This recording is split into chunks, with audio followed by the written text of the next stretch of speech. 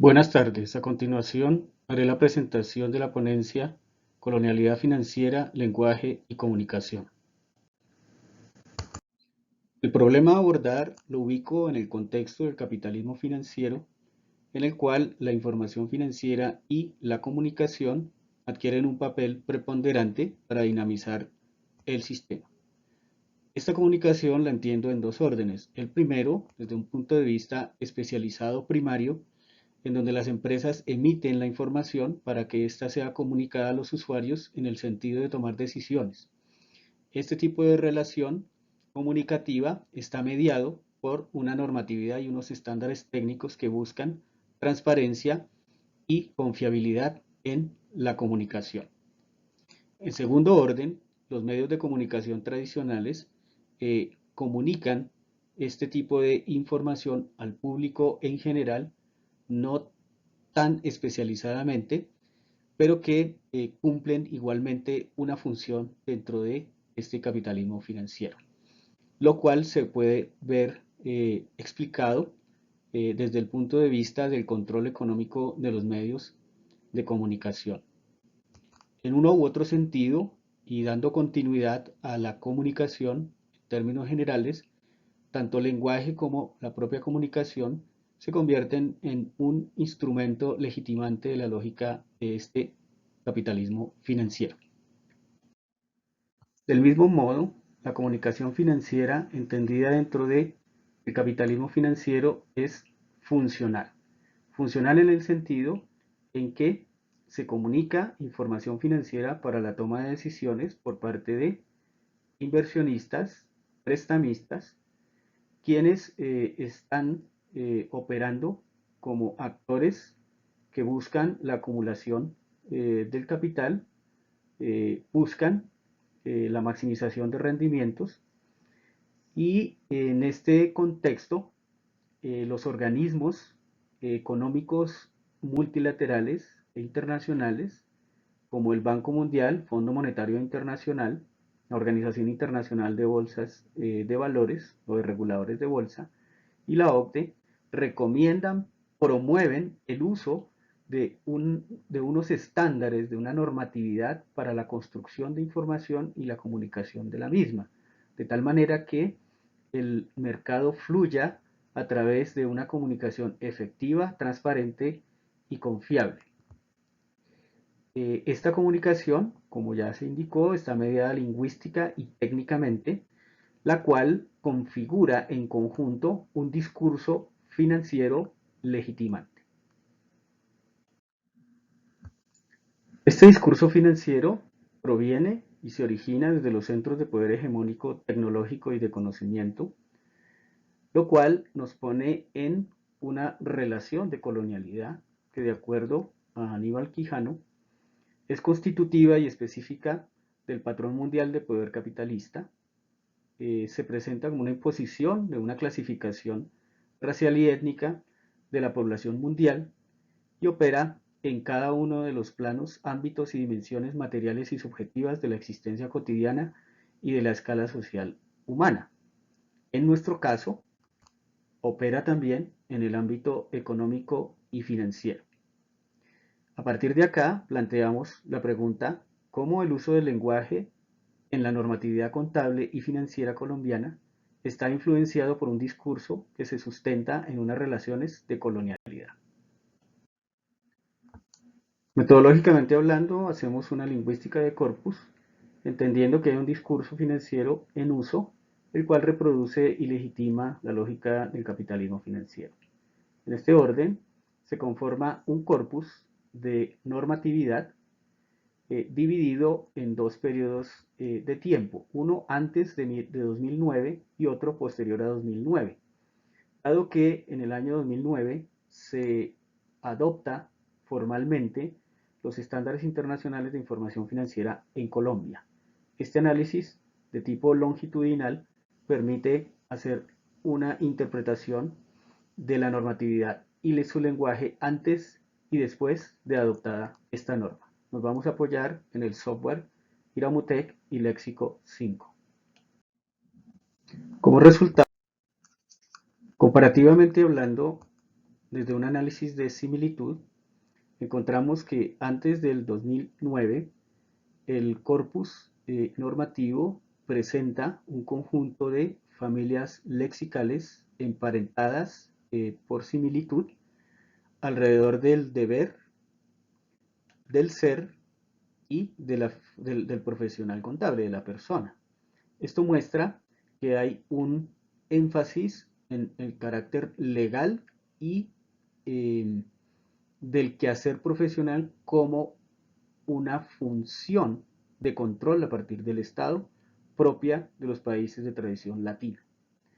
El análisis de similitud posterior a 2009 muestra un salto cualitativo en donde se incorporan de manera significativa elementos de orden financiero y de información, los cuales no eran tan importantes en el periodo anterior. El mecanismo de auditoría como instrumento para generar confianza pública se presenta con posterioridad al 2009 como un elemento fundamental.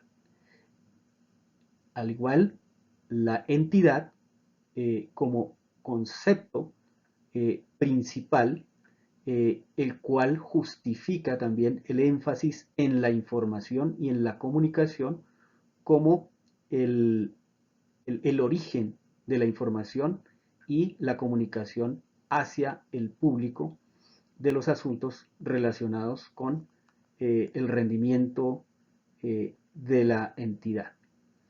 Esto comparativamente visto nos muestra que después del año 2009 la normatividad tiene un enfoque, un énfasis evidente en la lógica del capitalismo financiero. A las frecuencias y presencias lexicales, podemos observar comparativamente que a partir del 2009 entra en uso dentro de la normatividad el término o la forma lexical plusvalía, ¿sí?, como un sustantivo que se vuelve de uso más generalizado dentro de esta normativa, a diferencia del corpus anterior a 2009. Probablemente este término obedezca a una traducción de esta normativa internacional que se realiza en España y cuyo término es mucho más frecuente en el uso del lenguaje financiero en España. No así ocurría en Colombia. En Colombia se utilizaban otros términos para referir quizá a los mismos sucesos, goodwill o crédito mercantil.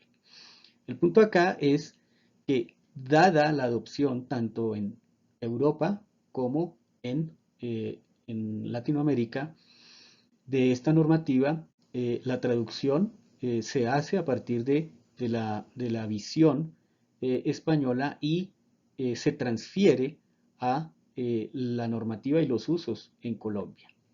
Este término en Colombia quizá no tenga una popularidad grande, dado la conexión que tiene el término plusvalía en español con su origen y su vínculo con el pensamiento crítico de Marx. Entonces, en términos de las empresas, de los negocios, de la lógica financiera, no es un término que se use frecuentemente, por lo menos en el español en Colombia. Desde el análisis de concordancia, encontramos que en el corpus anterior a 2009, el término razonable se utilizaba en un sentido general para calificar, por ejemplo, las expectativas, la información razonable, la seguridad razonable.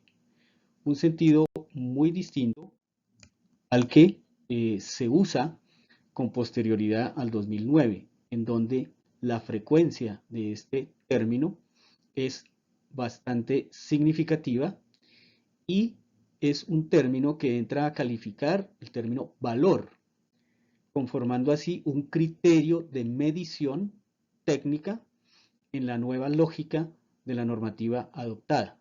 Esto quiere decir que es un criterio de medición el cual no se tenía previamente en Colombia. No hay referencias directas a valor razonable en la normativa anterior a 2009. Esto quiere decir que con la adopción de esta normativa estamos adquiriendo una expresión justificada técnicamente, ¿sí? Como es valor razonable, la cual surge en un contexto muy diferente al colombiano y se tiene que asimilar tanto su significado como la realidad, ¿sí? Que se busca mostrar a través del valor razonable. Como conclusión, podemos decir que la presencia de un discurso financiero derivado de unas relaciones de colonialidad se puede determinar con un análisis de lingüística de corpus de manera longitudinal, que involucra usos del lenguaje y prácticas de comunicación, pero además requeriría de una triangulación metodológica. La adopción de nuevos sentidos viene justificada por la fuerza de la autoridad y la legitimidad técnica, pero no desde una realidad de lo que es el caso en Colombia, en el contexto de las relaciones económico-financieras propias del país. No solo se adopta una significación nueva o un sentido nuevo, sino que se adopta una realidad ajena, distinta a la vivida. Esto se puede interpretar como una forma de colonialidad, pues es el resultado de la adopción de unos estándares, de una normativa, de una información y una comunicación que son impuestas sin lugar a alternativas. Finalmente, explicar los resultados de la lingüística de corpus en sentido histórico-social es un camino que se vislumbra muy fructífero para fortalecer una respuesta a las relaciones de colonialidad en los ámbitos económicos y financieros. Gracias.